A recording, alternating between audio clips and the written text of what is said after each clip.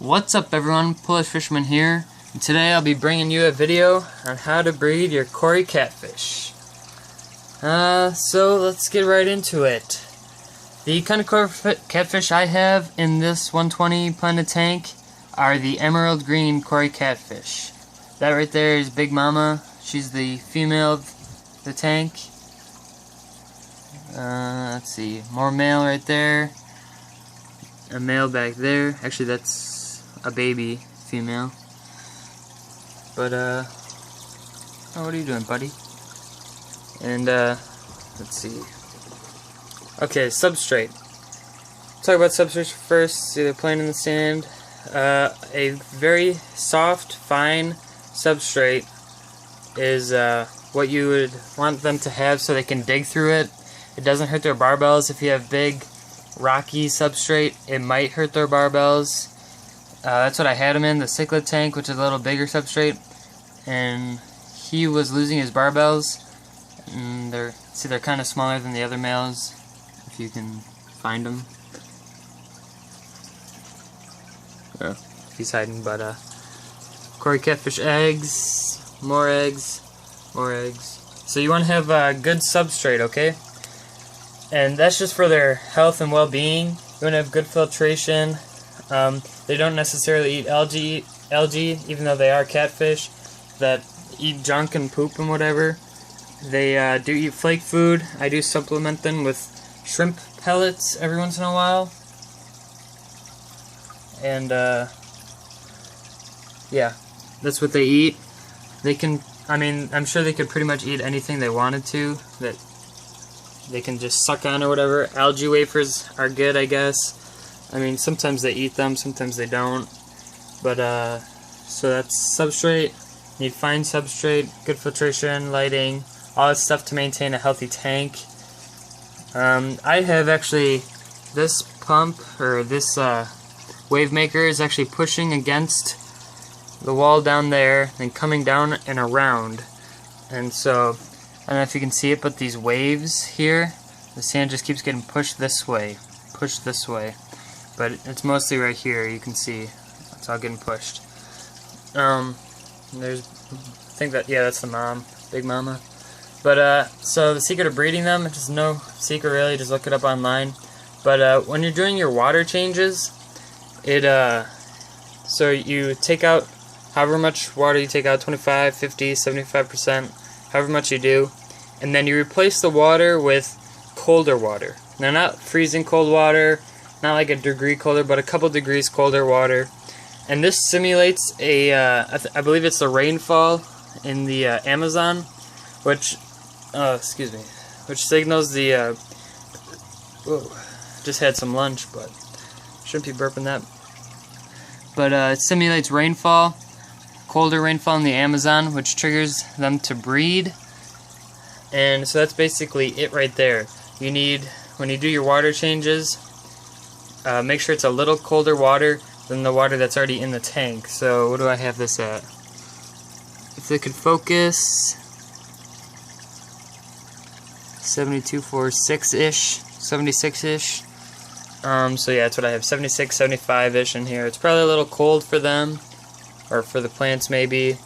But so yeah, like I said, they just bred 3rd week in a row, and that's basically it. You gotta have a little colder water. Oh, I don't know if I talked about this yet, but 2 males to a female. That's what I have. That's what happened when they started breeding. I got another cichlid, and it happened to be a female, and the other ones happened to be males. Not cichlid, another Cory cat. Happened to be males, and they just bred.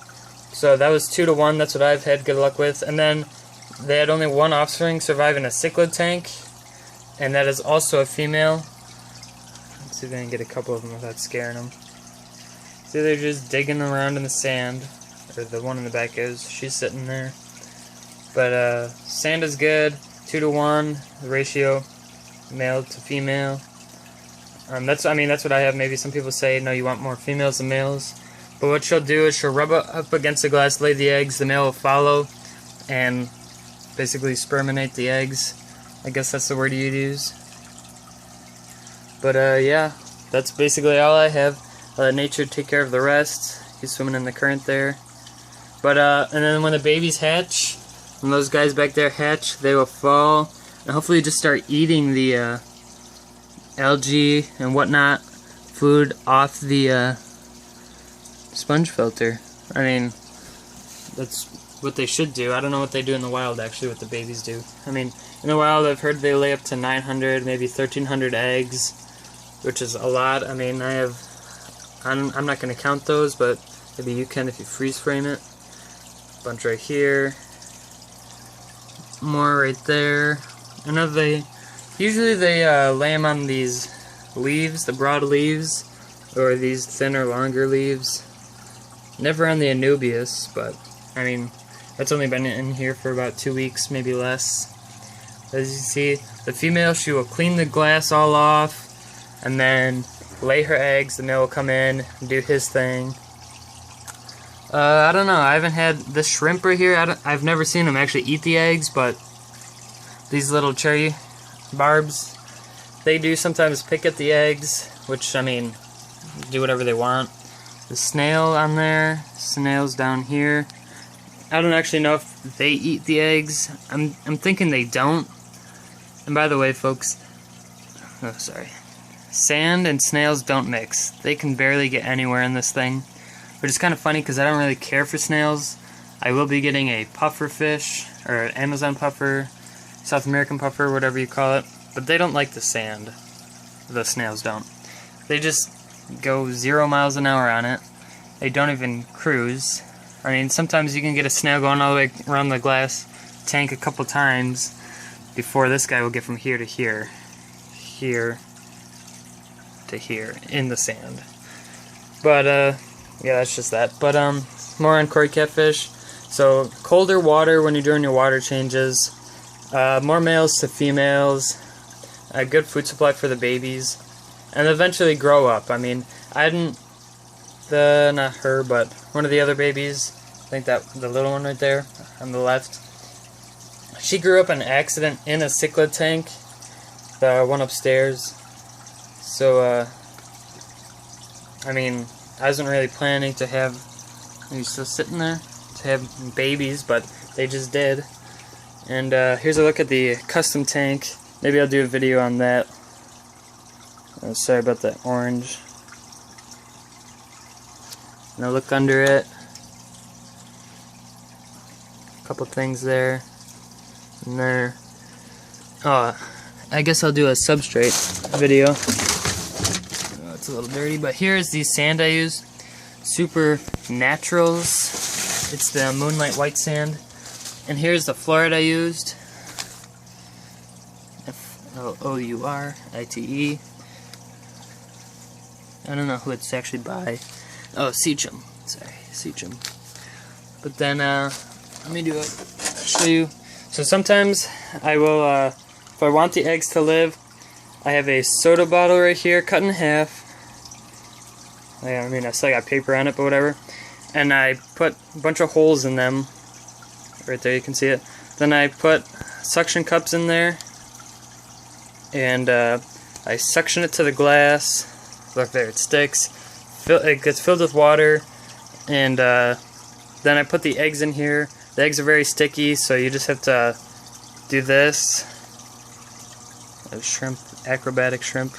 Just have to do this to get them off. You basically just scoop them off. They'll be on your finger. Push them in there, I guess. Don't squish them, and they'll survive 3 to 8 days. But I mean, I've had eggs up to 8 days, but I've had eggs hatch 3 days old. So I mean, it really depends on what your fish or what your water type is, I guess. I'm not really sure about that though. But a lot of things will pick at them, but there's probably 300 eggs everywhere in the tank. I'm only showing you the ones on the glass. Boom, boom, boom. This video is hitting the 10-minute mark, so I'm going to let it go, but colder water changes, more males to females, plenty of food. If you do like a large feeding after a water change, boom, they're happy, you know. And that's basically it. Please rate, this video. Actually, you can't read this video. Like, comment, and subscribe. I'd appreciate it very much. And thank you. Bye.